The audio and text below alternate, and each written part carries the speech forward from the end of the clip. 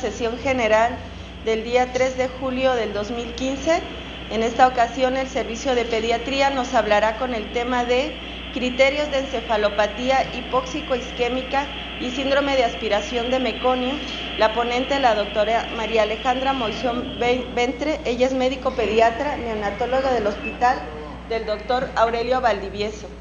Este es un trabajo conjunto que estamos haciendo con telemedicina. Es un trabajo que estamos iniciando, es un proyecto que ha nacido precisamente de nosotros como subdirección de enseñanza, conjuntamente con los servicios de salud de Oaxaca y con la dirección de este hospital. Les quiero comunicar que estas sesiones se transmiten a 11 hospitales básicos comunitarios, 2 centros de salud y Capacit a través de telemedicina. Les quiero decir con esto que todas nuestras sesiones pues podrían ser vistas por el interior del estado, dado que pues sabemos que tenemos muchos problemas de salud y nosotros somos capacitadores, tenemos a la gente experta y espero que, bueno, esta es una prueba y esperemos tener prontamente un equipo en el hospital en donde a través de nuestro hospital se pueda difundir estas capacitaciones. Le quiero dar la bienvenida a la doctora Alejandra. Bienvenida, doctora. Y pues bueno, todas las dudas, todas las preguntas que se generen, como siempre, se harán al final de la sesión. Y bueno, también hay un canal de YouTube que se llama Telesalud Oaxaca, a través del cual en este momento se está transmitiendo en vivo todas las preguntas que se generen, algunos médicos, personal que no pueda bajar a la sesión, la podrá ver en su servicio, siempre y cuando tenga servicio de internet. Se pueden generar preguntas a través de este canal y bueno, esperemos que este sea el inicio de una buena capacitación. Otra cosa importante de telemedicina es que no únicamente nos podemos conectar con el estado, sino fuera del estado. Tienen conexión con hospitales de Guerrero, de Zacatecas, inclusive las sesiones del Hospital General de México las podemos ver a través de telemedicina. Pues bienvenidos y espero que esta sesión sea de su agrado. Doctora Alejandra, bienvenida. Gracias. Bueno, porque los recién nacidos al momento del nacimiento tienen un proceso en los cuales hay unos cambios fisiológicos rápidos y complejos. La mayoría de los recién nacidos, esta transición la llevan sin ninguna complicación, pero entre un 5 y un 10% de estos recién nacidos requieren una reanimación avanzada para tener una transición adecuada. ¿Por qué es importante este tema? En el 2003, en México, aproximadamente 2,5 millones de nacimientos, se reporta que el 49,4% fallecieron por asfixia. 1 y 2 de 1,000 nacimientos sufren encefalopatía hipóxico-isquémica, en las cuales es una de las secuelas más costosas que se tiene en el mundo.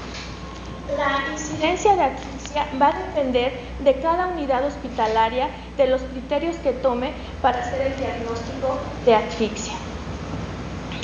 También la Organización Mundial de la Salud refiere que un 44% de los recién nacidos que nacen pueden padecer asfixia perinatal y el 15 al 20% fallecen en el periodo neonatal.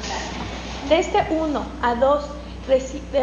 y 2 de 1,000 recién nacidos que sufren encefalopatía hipóxico-isquémica, un gran porcentaje sobrevive y tiene secuelas a corto y a largo plazo. Entre el 6 y el 23% de estos recién nacidos padecen de parálisis cerebral infantil. La mayoría de estos recién nacidos, un 60%, pueden ser recién nacidos pretérminos y menores de 1,5 kilos. ¿Cuál es la definición de encefalopatía hipóxico-isquémica? La definición de encefalopatía hipóxico-isquémica, como su nombre lo dice, es un daño al encéfalo por una o dos o más eventos asfíxicos que lleve nuestro recién nacido perinatalmente, en el cual, dependiendo de la intensidad del evento, va a ser el cuadro clínico, en lo cual podemos definir: es el compromiso significativo de la función cerebral de un recién nacido asociado a una incapacidad crónica neurológica y el desarrollo debido al descenso de la presión parcial de oxígeno en sangre, hipoxia y la disminución de la irrigación durante la etapa perinatal. En lo cual, ¿qué significa asfixia? Asfixia, del griego, dice sin latido, sin pulso, en lo cual va a haber siempre un evento de asfixia para que nosotros consideremos que exista encefalopatía hipóxico-isquémica al nivel cerebral. ¿Por qué es importante reconocer nosotros como personal de salud algún recién nacido que sufra de encefalopatía hipóxico-isquémica? Porque después del evento que sufre este recién nacido existe una repercusión al nivel cerebral, que inicia a partir de las 6 horas hasta las 72 horas de nacimiento después del evento. Una vez que empieza la reperfusión, hay liberación de radicales libres, y al haber esta liberación de radicales libres hay muerte celular. Actualmente, todas las estrategias terapéuticas están enfocadas al nivel de la reperfusión, que es a partir de las 6 horas. En lo cual, ¿cómo vamos a realizar nuestro diagnóstico de encefalopatía hipóxico-isquémica? La Academia Americana de Pediatría y la de Ginecología refiere: debemos tener a un recién nacido tomarle una gasometría arterial en los primeros 30 minutos después del evento. ¿Por qué? Porque después de los 30 minutos empieza ya a haber una reperfusión tisular. ¿Dónde la debemos tomar? Del cordón umbilical de la arteria. Debemos tener un pH igual o menor de 7. Debemos tener alteraciones neurológicas o falla orgánica multisistémica y un puntaje de ADCAR de 0 a 3. En lo cual, una acidosis metabólica en un recién nacido, si no hay alguna causa aparente y es al momento del nacimiento, se debe referir que puede haber sido por un antecedente de hipoxia perinatal. Solamente el 6% de estas acidosis puede deberse que al momento del nacimiento del recién nacido la madre haya tenido acidosis, tenga sepsis este recién nacido o tenga alguna malformación cardíaca o pulmonar que esté ocasionando esta acidosis. El 10% de los recién nacidos que tienen, el 10% de estos recién nacidos pueden tener un pH de 7 o 7,20 y no tener ninguna repercusión. Pero se ha observado que los recién nacidos que tienen un pH menor de 7, el 67% de los recién nacidos pueden presentar alteraciones neurológicas. Como comenté, la gasometría arterial debe tomarse en los primeros 30 minutos de vida. Debe tener acidosis en la sangre arterial. Otro punto importante que nosotros debemos observar es el exceso de base. El exceso de bases nos puede indicar un antecedente de asfixia, que el recién nacido tenga una disfunción orgánica múltiple, así como también nos puede comentar un exceso de base menor de 14. Un exceso de base menor de 14 nos puede comentar que ya este recién nacido tuvo un evento de asfixia perinatal, y un exceso de base menor de 10, el recién nacido ya nos puede dar sintomatología al nivel neurológico. En lo cual, cualquier personal de salud que se enfrente a un recién nacido que tenga el antecedente de asfixia, ¿qué debe tomar? Una gasometría para medir su pH, su exceso de base y lactato al nacimiento. Realizar una evaluación adecuada de ADCAR. En 1952, Virginia ADCAR hace esta clasificación, en la cual, ¿qué nos identifica el ADCAR? El ADCAR nos va a identificar en qué condiciones nació este recién nacido, qué respuesta tuvo a las maniobras que dimos de reanimación, en la cual un ADCAR por sí solo no nos va a decir si este bebé se asfixió o no. Pero si tiene un ADCAR a los 5 minutos menor de 3 y tiene el antecedente de haber cursado con sufrimiento fetal agudo, tenga una gasometría con acidosis metabólica, también nuestro recién nacido tenga el antecedente de crisis convulsivas, entonces el ADGAR también nos puede dar un antecedente de asfixia perinatal. El ADGAR a largo plazo nunca nos va a decir el pronóstico de este recién nacido al nivel neurológico.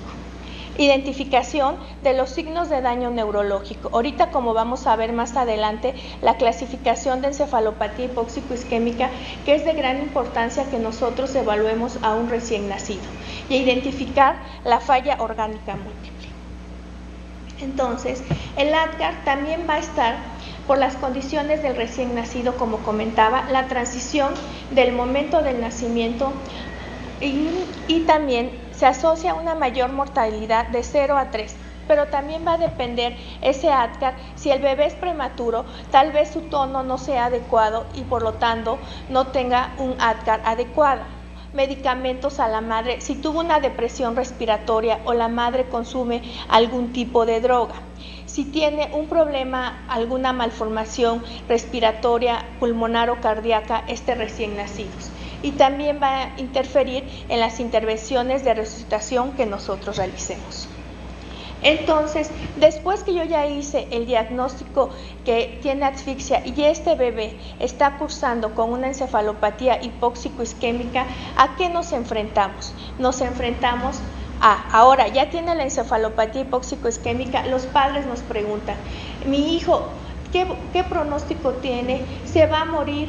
¿Va a quedar con alguna secuela? Son las preguntas que nos tenemos que realizar ante estos casos, en los cuales es muy importante evaluar a nuestro recién nacido que presente asfixia y que no esté cursando con una encefalopatía hipóxico-isquémica. Esta clasificación de Sarnat fue descrita por primera vez en 1976, en la cual, ¿qué nos va a identificar esta clasificación? Esta clasificación nos va a decir si el recién nacido tiene o no tiene una encefalopatía hipóxico-isquémica. Nos va a referir que la intensidad que tuvo este evento asfíxico nuestro recién nacido. También el pronóstico que va a tener este recién nacido. Se refiere que a mayor dificultad de este recién nacido a recuperar su estado de vigilia y respiración, es mayor la intensidad de asfixia que tuvo este recién nacido, en la cual se clasifica en 3 grados, leve, moderada o severa. Si vemos, la leve va a predominar el nervio simpático, en la cual nuestro recién nacido va a estar hiperalerta, tono normal, succión débil, va a estar taquicárdica, dilatación pupilar, mucosas secas. El electroencefalograma es normal. La duración de los síntomas es menos de 24 horas. Y en la cual estos recién nacidos, el mayor porcentaje sobreviven y el 100% no puede tener ninguna secuela neurológica. A diferencia de una encefalopatía moderada a una severa, este recién nacido en la moderada va a presentar convulsiones. Aquí predomina los datos del parasimpático, en la cual va a tener bradicardia, miosis, secreciones abundantes. Aquí el electroencefalograma sí nos va a presentar crisis convulsivas y puede durar de 2 a 14 días. La mayoría, el 80%, puede sobrevivir de estos recién nacidos que sufran con una encefalopatía hipóxico-isquémica, y de este 80%, de un 20 a un 40% pueden tener alguna secuela neurológica. Y al final, una encefalopatía hipóxico-isquémica grave, como había comentado, son los recién nacidos que tardan en recuperar su estado de vigilia, en lo cual nos quiere decir que este bebé tuvo un evento asfíxico importante, en la cual va a tener coma, convulsiones prolongadas, hipotonía grave y el patrón periódico en fases ipsopotenciales en nuestro electroencefalograma. Puede durar horas y semanas. El 50% fallece de estos recién nacidos y el resto que sobrevive tiene parálisis cerebral infantil. Por lo tanto, se comenta que la encefalopatía hipóxico-isquémica es lo que le ha costado más al mundo en el recurso económico. En lo cual, la encefalopatía leve, como había comentado, 24 a la primera semana, la encefalopatía moderada una recuperación progresiva a partir del tercer y cuarto día, y encefalopatía grave, si se recuperan a las 72 horas. También se han realizado algunas otras clasificaciones de estos recién nacidos que sufren encefalopatía hipóxico-isquémica para un pronóstico de estos recién nacidos, en los cuales anteriormente se consideraba que el órgano de choque era el riñón. Actualmente, además del riñón, se considera al nivel ventilatorio, si el recién nacido requiere o no intubación endotraqueal o ventilación mecánica, en la cual también clasifica leve, moderado, severo o severo, en el cual en el leve es un Sarnat 1, en el cual no requiere ventilación y solamente el 1% de estos recién nacidos fallece. En el moderado, Sarnat 2, en el cual sí tampoco va a requerir ventilación, sí tiene crisis convulsivas y el 25% pueden fallecer. Y en moderado a severo sí va a requerir ventilación y el 50% de estos recién nacidos fallece. Y un severo Sarnat 10 va a requerir igual ventilación mecánica y un 75% de estos recién nacidos fallecen. Entonces, si un recién nacido tiene el antecedente que tuvo una encefalopatía hipóxico-isquémica y además requiere ventilación mecánica, el pronóstico de este recién nacido también cambia. Entonces, también nos preguntamos, ¿qué estudios? Ya tenemos al niño, ¿qué estudios tenemos que realizar? ¿Cuándo? ¿Y qué pronóstico va a depender de ese estudio? En lo cual es muy importante que a todos estos recién nacidos que cursan con una encefalopatía moderada o severa realicemos un electroencefalograma. Se comenta que después de que sufra el evento de asfixia, el recién nacido que cursa con encefalopatía, se le debe realizar un electroencefalograma en las primeras 6 horas de vida, en la cual también es pronóstico. Si tenemos un electroencefalograma normal, el pronóstico es bueno para este recién nacido. A diferencia, si nuestro electroencefalograma presenta descargas o es un electroencefalograma isoeléctrico, también es de mal pronóstico. Ahora, una de las terapéuticas que se usa actualmente en la asfixia y en la encefalopatía hipóxico-isquémica es la hipotermia. Y un criterio para tomar a un recién nacido para hipotermia, tenemos que tener nuestro electroencefalograma en las primeras 6 horas de vida, como comenté en la segunda diapositiva, por la reperfusión al nivel cerebral. Y el 89% de niños que tienen una encefalopatía moderada severa pueden tener un electroencefalograma anormal. Otros puntos también son los estudios de imagen, en la cual ofrecen la ventaja potencial de mostrar la neuropatología, en los cuales tenemos el ultrasonido transfontanelar, la tomografía computarizada y la resonancia magnética, en la cual el ultrasonido transfontanelar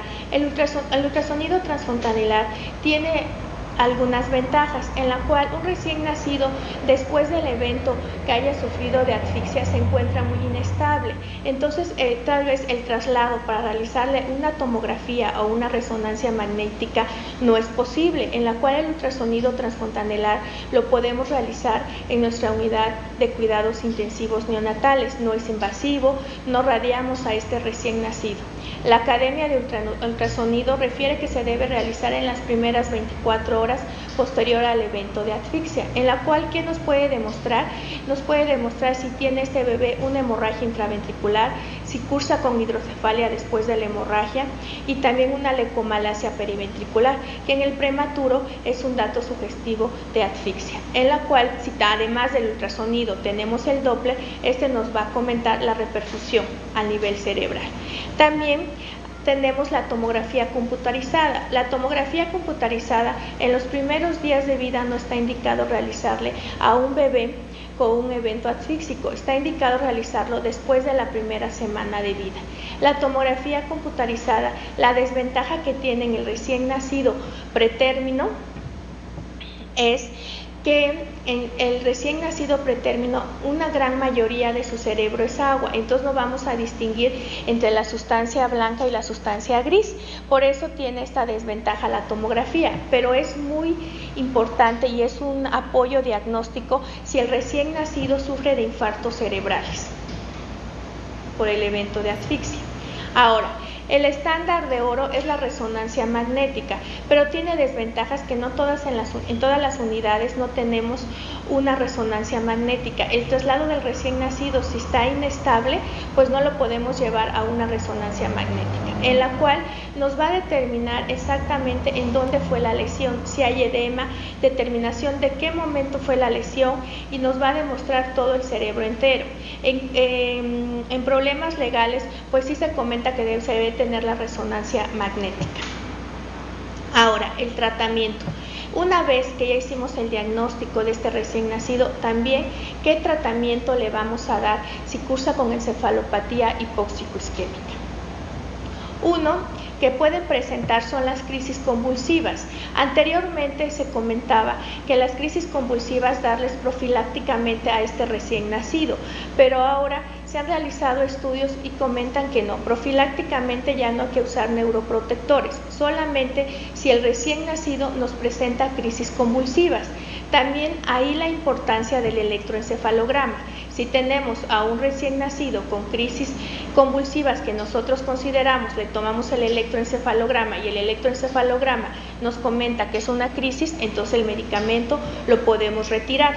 A diferencia, si tenemos clínicamente y un electroencefalograma anormal, o no tenemos clínicamente las crisis convulsivas, pero el electro sale anormal y el bebé clínicamente tiene datos de encefalopatía, iniciar el tratamiento.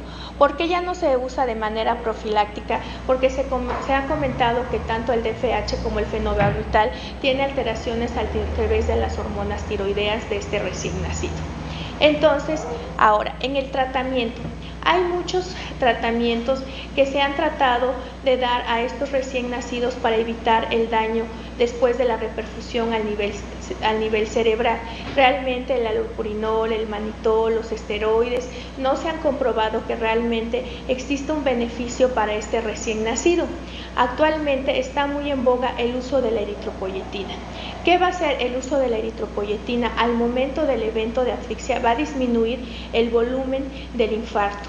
Va a haber una mejor memoria espacial a largo plazo de este recién nacido. Tiene un efecto protector, ayuda sensoromotor, disminuye la lesión cerebral, ayuda a la neurogénesis de estas células y también ayuda a la sustancia blándica de los prematuros extremos. Ahora, no se sabe exactamente qué dosis iniciar de eritropoyetina o cuánto tiempo iniciar. Se han realizado estudios en los cuales la dosis es de 300 a 500 unidades por kilo, 24 horas después del evento asfíxico hasta 14 días después.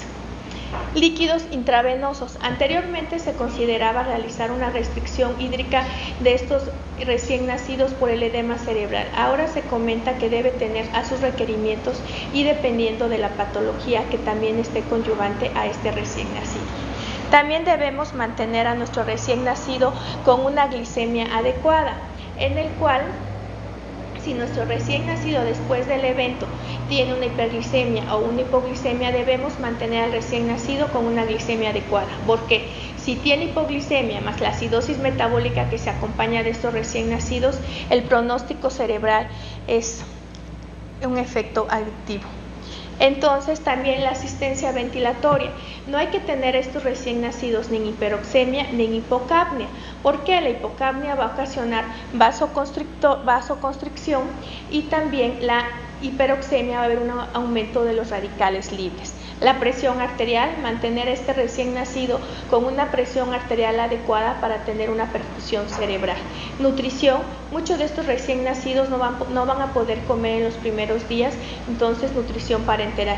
Y un tratamiento que también en algunas instituciones en México y en el extranjero que ya se aplica es la hipotermia. ¿Por qué? Como que recién nacidos se les aplica la hipotermia. Aquellos recién nacidos mayores de 36 semanas, aquellos que pesen más de 1,8 kg, aquellos que tengan un electroencefalograma alterado y que tengan una encefalopatía moderada y severa. Entonces, ¿qué va a ayudar?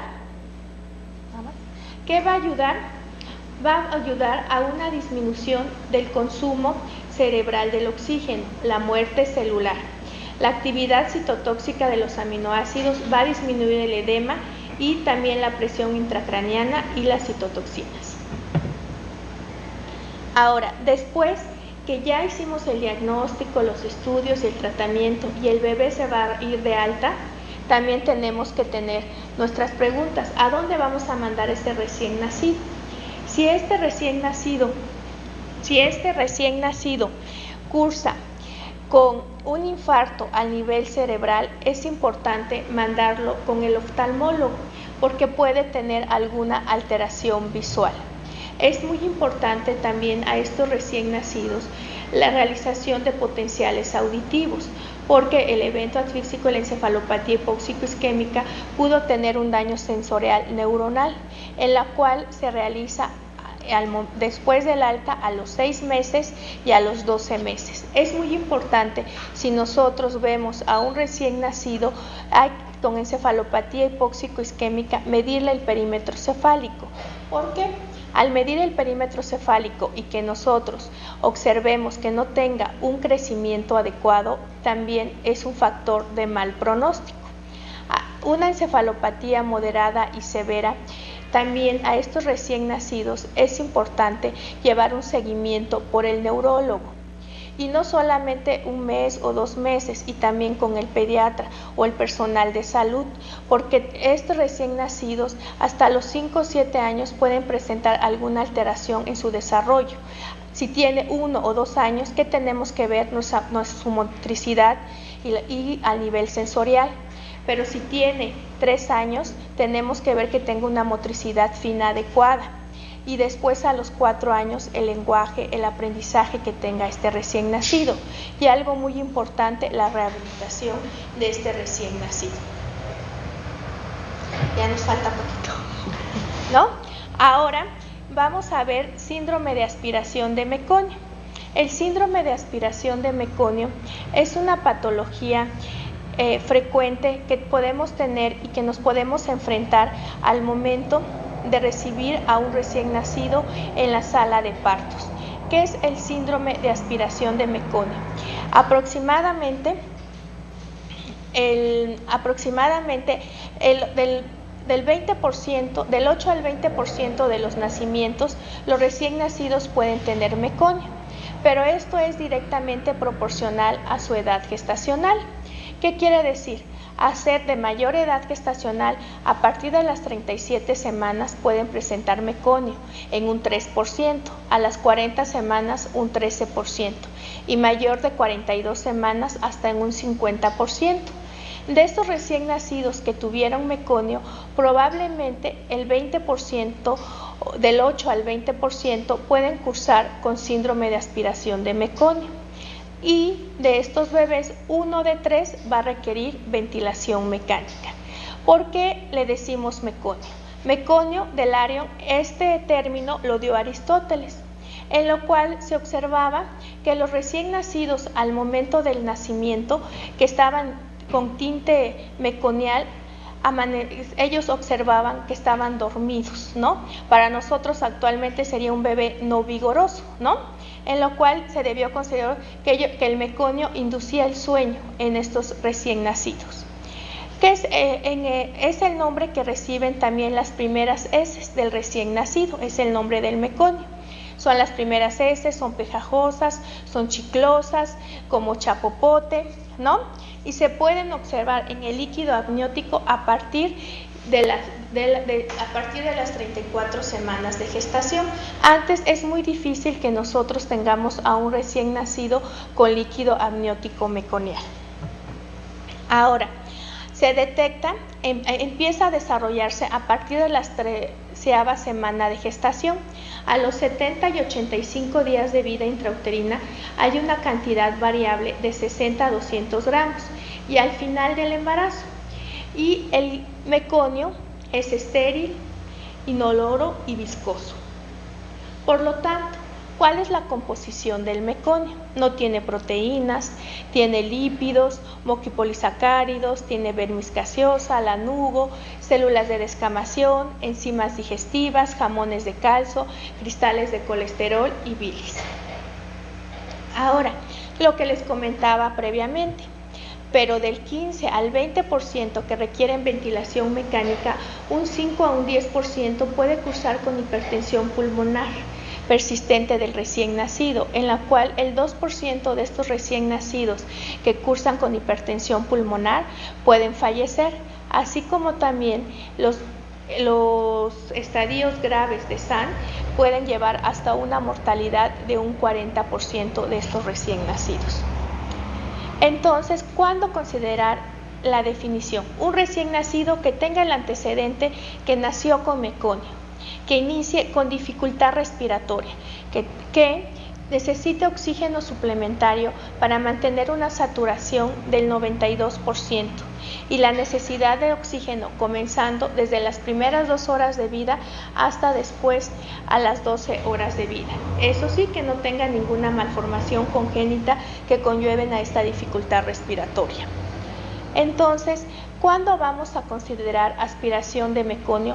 Al momento del nacimiento en útero o al momento que nace el recién nacido, tenga una inhalación de meconio y nosotros los observemos por debajo de las cuerdas vocales. ¿Por qué es una preocupación todos como personal de salud cuando estamos recibiendo a un recién nacido y vemos que ese bebé es meconial? Nos empiezan a tener varias preguntas. ¿Por qué? Porque el meconio se va a ir a esas vías aéreas pequeñas. Ese recién nacido va a tener dificultad respiratoria inmediata y deben ser reanimados al momento de nacer. Y también puede tener dificultad en pocas horas hasta requerir una ventilación mecánica. Entonces, en la fisiopatología del síndrome de aspiración de meconio va a haber un antecedente de hipoxia, de estrés que esté sufriendo nuestro recién nacido, va a tener una estimulación vagal. Al tener esta aspiración de meconio va a ocasionar una neumonitis química. Al ocasionar una neumonitis química va a haber una inactivación del surfactante. Al haber esta inactivación del surfactante va a ocasionar atelectasias. Al haber estas atelectasias va a haber una alteración en la perfusión al nivel pulmonar y va a ocasionar un shunt intrapulmonar que va a ocasionar hipoxemia, acidosis y la hipertensión pulmonar, en la cual, como comentamos, el 2% de estos recién nacidos fallece. Igual también va a ocasionar una obstrucción mecánica. Total, a ver esta obstrucción mecánica va a haber un atrapamiento aéreo, va a haber una ventilación deficiente y puede cursar el recién nacido con un neumotórax o un neumomediastino. Ahora, el cuadro clínico va a depender si nosotros al recibir a este recién nacido no reconocemos y hacemos una laringoscopía adecuada a este recién nacido, si no recibió o no atención al nacimiento. El pronóstico cambia si este recién nacido tuvo una atención adecuada a que no la tuvo. También si tiene datos de una hipoxia severa, si tiene una palidez importante, una dificultad respiratoria importante, si a la exploración escuchamos estertores bronquiales, estertores alveolares. También vamos a clasificar, dependiendo del aporte de oxígeno que tenga nuestro recién nacido, su gasometría y los datos de dificultad, a este bebé en síndrome de aspiración leve, moderado o severo. Si solamente el recién nacido tiene taquipnea, su CO2 está bajo, pero su pH normal y requiere menos del 40% de oxígeno, tiene un SAM leve, a diferencia de un moderado en el cual puede requerir más del 40% de oxígeno y un SAM leve requerir hasta una ventilación mecánica, una gasometría, tenemos una acidosis metabólica hipoxémica y dificultad respiratoria severa. Ahora, si podemos tomar una placa radiográfica, en la placa radiográfica vamos a observar condensaciones algo nodosas y difusas que se alternan con zonas hiperareadas, un pulmón insuflado y puede observarse un neumomediastino o un neumotórax. Ahora, entonces el tratamiento es desde el momento del nacimiento. ¿Es vigoroso o no vigoroso? ¿A qué bebé le voy a hacer laringoscopía? ¿A aquel bebé que no es vigoroso? ¿A qué bebé consideramos que es no vigoroso? Aquel bebé que al momento que nace no tiene esfuerzo, no tiene tono y su frecuencia cardíaca es menor de 100.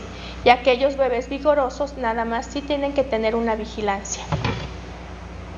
También tener una ventilación adecuada. de este recién nacido. Y también la aplicación de surfactante. La aplicación de surfactante no nos va a cambiar la morbilidad o mortalidad, la mortalidad de este padecimiento, pero sí va a disminuir la gravedad de la dificultad respiratoria y así la falla respiratoria de este recién nacido.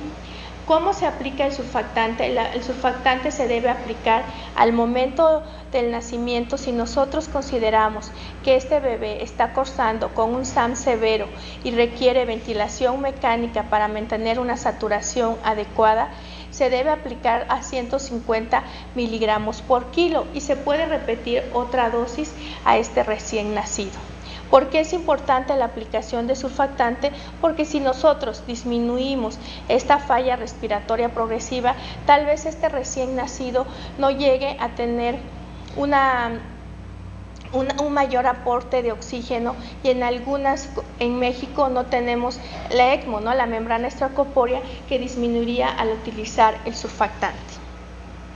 ¿Qué complicaciones podemos tener? Neumonía por aspiración, neumotórax, hipertensión pulmonar, lesiones tisulares en diferentes aparatos y sistemas, un daño cerebral residual de este recién nacido y también la muerte. Ahora, ya por último, a mí me gusta mucho esta frase que estaba buscando, en la cual dice: los bebés nacen con ojos dispuestos a ver todo lo precioso, abrazar todo lo alegre y ser querido con todos nuestros corazones. Entonces es importante que nosotros, como personal de salud, si vamos a estar en contacto con un recién nacido, saber detectar qué recién nacido cursa con una encefalopatía hipóxico-isquémica, el pronóstico de este recién nacido y el tratamiento. Así como también un bebé con síndrome de aspiración de meconio, saber si es vigoroso o no vigoroso y cuándo realizar una laringoscopía a este recién nacido. Gracias. Esta es una parte inicial de telemedicina, sin embargo, pues estamos haciendo todas las gestiones para que nosotros tengamos este equipo de transmisión en nuestro hospital y podamos ser oídos al interior del estado y fuera del estado. Si no tienen ninguna pregunta que hacerle a la doctora Alejandra Monzoy, pues le damos las gracias, doctora Alejandra Monzoy, muchas gracias por su participación, le damos su constancia correspondiente y un aplauso por favor para la doctora. Muchas gracias por su asistencia.